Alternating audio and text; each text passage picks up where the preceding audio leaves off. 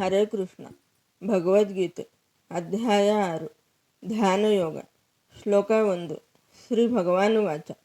ಅನಾಶ್ರಿತಃ ಕರ್ಮಫಲಂ ಕಾರ್ಯಂ ಕರ್ಮ ಕರೋತಿ ಯಃ ಸ ಸನ್ಯಾಸಿ ಚ ಯೋಗಿ ಚ ನ ನಿರ್ನಚಾಕ್ರಿಯಃ. ಅನುವಾದ. ದೇವೋತ್ತಮ ಪರಮ ಪುರುಷನು ಹೇಳಿದನು, ತನ್ನ ಕರ್ಮಫಲಕ್ಕೆ ಅಂಟಿಕೊಳ್ಳದೆ ತಾನು ಮಾಡಬೇಕಾದ ಕರ್ಮವನ್ನು ಮಾಡುವವನೇ ಸನ್ಯಾಸಿ, ಅವನೇ ನಿಜವಾದ ಅನುಭಾವಿ. ಅಗ್ನಿಯನ್ನು ಹೊತ್ತಿಸದೆ ಮತ್ತು ಕರ್ತವ್ಯವನ್ನು ಮಾಡದಿರುವವನಲ್ಲ. ಭಾವಾರ್ಥ. ಈ ಅಧ್ಯಾಯದಲ್ಲಿ ಅಷ್ಟಾಂಗ ಯೋಗ ಪದ್ಧತಿಯು ಮನಸ್ಸನ್ನು, ಇಂದ್ರಿಯಗಳನ್ನು ನಿಯಂತ್ರಿಸಲು ಒಂದು ಸಾಧನ ಎಂದು ಭಗವಂತನು ವಿವರಿಸುತ್ತಾನೆ.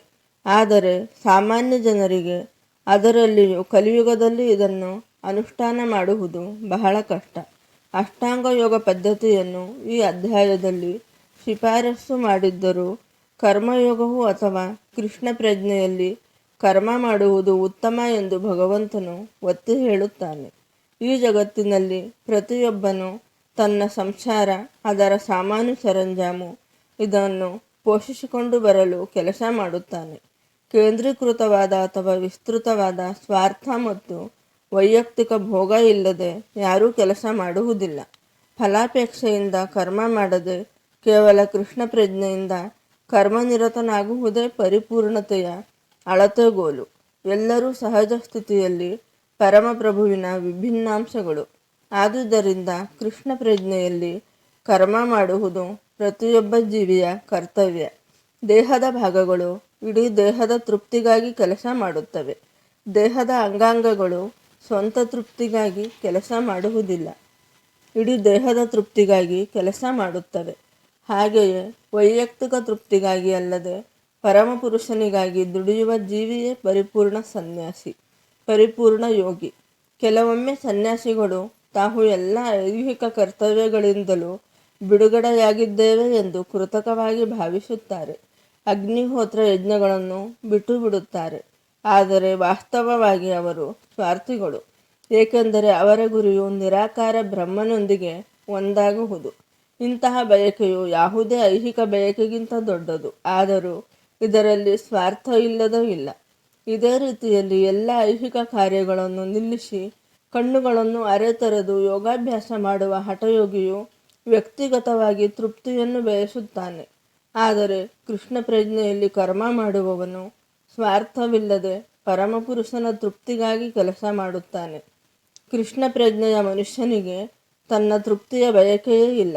ಯಶಸ್ಸನ್ನು ತೀರ್ಮಾನಿಸಲು ಅವನ ಮಾನದಂಡ ಕೃಷ್ಣನ ತೃಪ್ತಿ.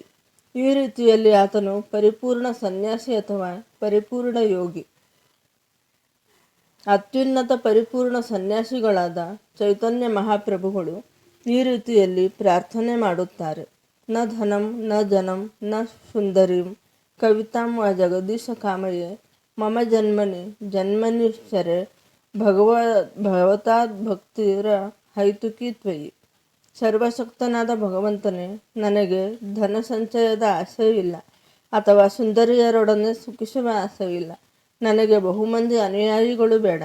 ಜನ್ಮ ಜನ್ಮಾಂತರಗಳಲ್ಲಿಯೂ ನನ್ನ ಜೀವನದಲ್ಲಿ ನಿನ್ನ ಭಕ್ತಿ ಸೇವೆಯ ಕಾರಣರಹಿತ ಕೃಪೆಯೊಂದೇ ನನಗೆ ಬೇಕಾದದ್ದು. ಶ್ಲೋಕ 2. ಯಂ ಸನ್ಯಾಸಮಿತಿ ಪ್ರಾಹುರ್ಯೋಗಂ ತಂ ವಿದ್ಧಿ ಪಾಂಡವ ನ ಹೆಸನ್ಯಸ್ತ ಸಂಕಲ್ಪೋ ಯೋಗಿ ಭವತಿ ಕಶ್ಚನ. ಅನುವಾದ. ಪಾಂಡುಪುತ್ರನೇ, ಯಾವುದನ್ನು ಸನ್ಯಾಸವೆಂದು ಕರೆಯುವರೋ ಅದೇ ಯೋಗ ಅಥವಾ ಪರಮಪ್ರಭುವಿನೊಂದಿಗೆ ಸಂಪರ್ಕವನ್ನು ಹೊಂದುವುದು ಎಂದು ತಿಳಿ. ಏಕೆಂದರೆ ಇಂದ್ರಿಯ ತೃಪ್ತಿಯ ಆಸೆಯನ್ನು ತ್ಯಾಗ ಮಾಡದಿದ್ದರೆ ಯಾರೂ ಯೋಗಿಯಾಗಲಾರರು. ಭಾವಾರ್ಥ. ನಿಜವಾದ ಸನ್ಯಾಸ ಯೋಗ ಅಥವಾ ಭಕ್ತಿ ಎಂದರೆ ಮನುಷ್ಯನು ಜೀವಿಯಾಗಿ ತನ್ನ ಸಹಜ ಸ್ವರೂಪವನ್ನು ತಿಳಿದುಕೊಂಡು ಅದಕ್ಕೆ ಅನುಗುಣವಾಗಿ ಕೆಲಸ ಮಾಡುವುದು ಎಂದರ್ಥ. ಜೀವಿಗೆ ಪ್ರತ್ಯೇಕ ಸ್ವತಂತ್ರ ವ್ಯಕ್ತಿತ್ವವಿಲ್ಲ. ಅವನು ಪರಮಪ್ರಭುವಿನ ತಟಸ್ಥ ಶಕ್ತಿ. ಐಹಿಕ ಶಕ್ತಿಯ ಬಲೆಗೆ ಸಿಲುಕಿದಾಗ ಅವನು ಬದ್ಧನಾಗುತ್ತಾನೆ. ಕೃಷ್ಣ ಪ್ರಜ್ಞೆ ಇದ್ದಾಗ ಅಥವಾ ಆಧ್ಯಾತ್ಮಿಕ ಚೈತನ್ಯದ ಅರಿವು ಇದ್ದಾಗ ಅವನು ತನ್ನ ನಿಜವಾದ ಮತ್ತು ಸಹಜವಾದ ಬದುಕಿನ ಸ್ಥಿತಿಯಲ್ಲಿ ಇರುತ್ತಾನೆ. ಆದುದರಿಂದ ಮನುಷ್ಯನಿಗೆ ಸಂಪೂರ್ಣ ಜ್ಞಾನವಿದ್ದಾಗ ಎಲ್ಲ ಐಹಿಕ ಇಂದ್ರಿಯ ತೃಪ್ತಿಯು ನಿಂತು ಹೋಗುತ್ತದೆ. ಆತನು ಎಲ್ಲ ಇಂದ್ರಿಯ ತೃಪ್ತಿಯ ಕಾರ್ಯಗಳನ್ನು ತ್ಯಜಿಸುತ್ತಾನೆ. ಇಂದ್ರಿಯಗಳನ್ನು ಐಹಿಕ ಮೋಹದಿಂದ ತಡೆಯುವ ಯೋಗಿಗಳು ಇದನ್ನು ಅನುಷ್ಠಾನ ಮಾಡುತ್ತಾರೆ. ಆದರೆ ಕೃಷ್ಣ ಪ್ರಜ್ಞೆಯಲ್ಲಿರುವ ಮನುಷ್ಯನಿಗೆ ಕೃಷ್ಣರಹಿತವಾದುದರಲ್ಲಿ ತನ್ನ ಇಂದ್ರಿಯಗಳನ್ನು ತೊಡಗಿಸುವ ಅವಕಾಶವೇ ಇರುವುದಿಲ್ಲ.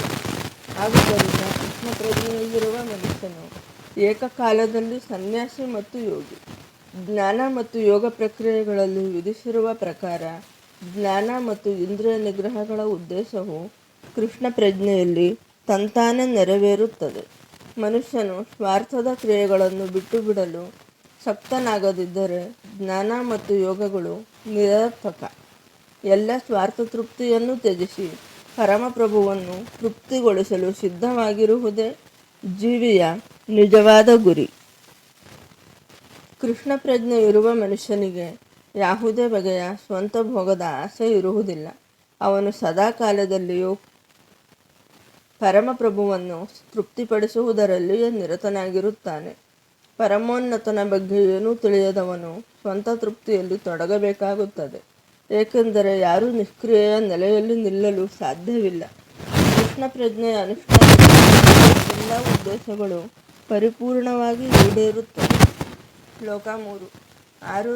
ಆರುರುಕ್ಷೋರ್ಮುನೇರ್ಯೋಗಂ ಕರ್ಮ ಕಾರಣಮುಚ್ಯತೆ ಯೋಗಾರೂಢಸ್ಯ ತಸ್ಯೈವ ಸಮಃ ಕಾರಣಮುಚ್ಯತೆ. ಅನುವಾದ: ಅಷ್ಟಾಂಗ ಯೋಗ ಪದ್ಧತಿಯಲ್ಲಿ ವಸವನಿಗೆ ಕರ್ಮವೇ ಸಾಧನ ಎಂದು ಹೇಳಿದೆ. ಯೋಗದಲ್ಲಿ ಆಗಲೇ ಬಹು ಮುಂದುವರಿದವನಿಗೆ ಎಲ್ಲ ಐಹಿಕ ಕಾರ್ಯಗಳನ್ನು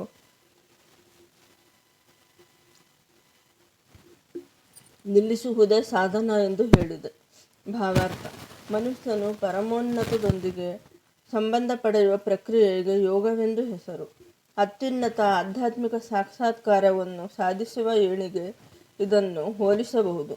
ಏಣಿಯು ಜೀವಿಯ ಅತ್ಯಂತ ಕೆಳಗಿನ ಐಹಿಕ ಸ್ಥಿತಿಯಿಂದ ಪ್ರಾರಂಭವಾಗಿ ಪರಿಶುದ್ಧ ಆಧ್ಯಾತ್ಮಿಕ ಜೀವನದಲ್ಲಿ ಪರಿಪೂರ್ಣ ಆತ್ಮಸಾಕ್ಷಾತ್ಕಾರದವರೆಗೆ ಏರುತ್ತದೆ.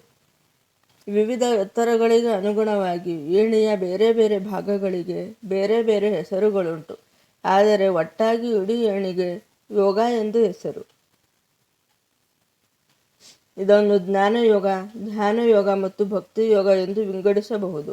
ಏಣಿಯ ಪ್ರಾರಂಭವನ್ನು ಯೋಗಾರುರುಕ್ಷು ಹಂತವೆಂದು, ಅತ್ಯಂತ ಮೇಲಿನ ಮಟ್ಟವನ್ನು ಯೋಗಾರೂಢವೆಂದು ಕರೆಯುತ್ತಾರೆ. ಬದುಕಿನ ನಿಯಂತ್ರಕ ತತ್ವಗಳ ಮೂಲಕ ಮತ್ತು ವಿವಿಧ ಯೋಗಾಸನಗಳ ಮೂಲಕ ಧ್ಯಾನದಲ್ಲಿ ತೊಡಗಲು ಪ್ರಯತ್ನಿಸಬಹುದು. ಅಷ್ಟಾಂಗ ಯೋಗ ಪದ್ಧತಿಯನ್ನು ಕುರಿತು ಹೇಳುವುದಾದರೆ, ಇಂತಹ ಪ್ರಾರಂಭದ ಪ್ರಯತ್ನಗಳನ್ನು ಫಲಾಪೇಕ್ಷೆಯ ಐಹಿಕ ಕರ್ಮಗಳು ಎಂದು ಪರಿಗಣಿಸಲಾಗುತ್ತದೆ.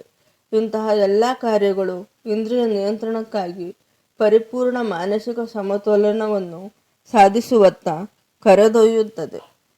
ಧ್ಯಾನಾಭ್ಯಾಸದಲ್ಲಿ ಮನುಷ್ಯನು ನೈಪುಣ್ಯ ಪಡೆದಾಗ ಅವನು ಮನಸ್ಸನ್ನು ಕಲಕುವ ಎಲ್ಲ ಕಾರ್ಯಗಳನ್ನು ನಿಲ್ಲಿಸುತ್ತಾನೆ. ಆದರೆ ಕೃಷ್ಣ ಪ್ರಜ್ಞೆಯ ಮನುಷ್ಯನು ಸದಾ ಕೃಷ್ಣನನ್ನೇ ಕುರಿತು ಚಿಂತಿಸುತ್ತಿರುವುದರಿಂದ ಅವನು ಪ್ರಾರಂಭದಿಂದಲೇ ಧ್ಯಾನದ ನೆಲೆಯ ಮೇಲಿರುತ್ತಾನೆ. ಸದಾ ಕೃಷ್ಣ ಸೇವೆಯಲ್ಲಿ ನಿರತನಾಗಿರುವುದರಿಂದ ಎಲ್ಲ ಐಹಿಕ ಕಾರ್ಯಗಳನ್ನು ನಿಲ್ಲಿಸಿದ್ದಾನೆ ಎಂದು ಪರಿಗಣಿಸಲಾಗುತ್ತದೆ. ಹರೇ ಕೃಷ್ಣ.